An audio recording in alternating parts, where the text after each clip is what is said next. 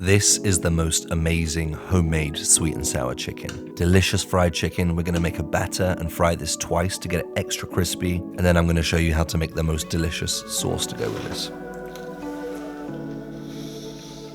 Oh my God.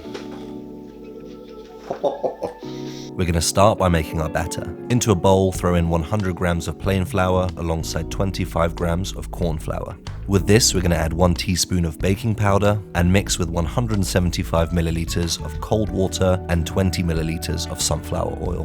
Whisk this together until smooth, and that's your batter done. Cover your batter and throw that into the fridge whilst you prep your chicken. For this, we're going to be using chicken breast and slicing into nice big chunks. Once you've sliced your chicken breast, we're going to lay these out flat and season generously with salt and pepper.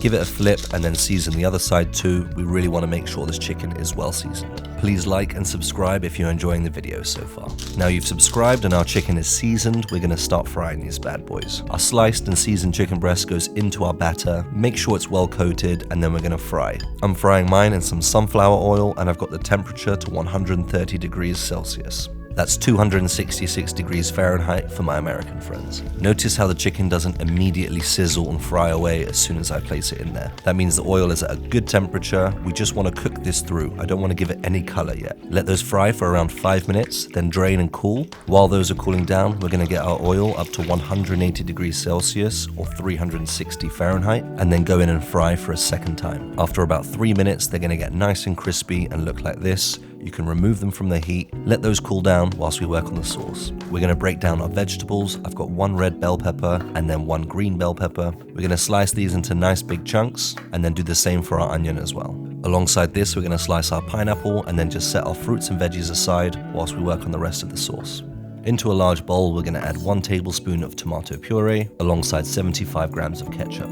Go in with 20 grams of rice wine vinegar, 50 grams of white sugar, 15 grams of dark soy, and 1 tablespoon of jalapeno jam. If you can't get your hands on a jalapeno jam, just use any sweet chili sauce or jam, that will work too. If you noticed earlier, I also used canned pineapple, so I'm saving back some of those juices as well to throw into the sauce. Season with a little salt, then we're ready to bring everything together. Into a pan on a medium to high heat, go in with your onions and peppers.